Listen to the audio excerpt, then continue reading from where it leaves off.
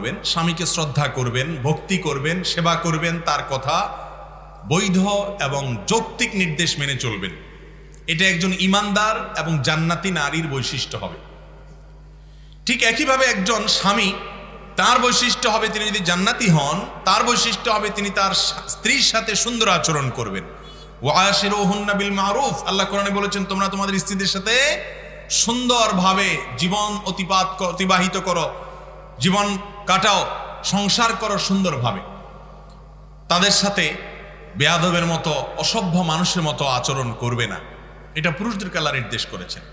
ওয়ালাহুন্না মিসলুল্লাযী আলাইহিন্না, মহিলাদের উপর যেরকম কিছু কর্তব্য আছে, আবার তাদের কিছু অধিকারও আছে। এই জন্য স্বামী স্ত্রী পরস্পরের অধিকারগুলো দেখতে হয়। ভাইরা আমার, আজকাল দাম্পত্য জীবনগুলো এত ঠুনকো হয়ে গেছে, ঘরে ঘরে সংসার ভেঙে যাচ্ছে, ঘরে ঘরে দাম্পত্য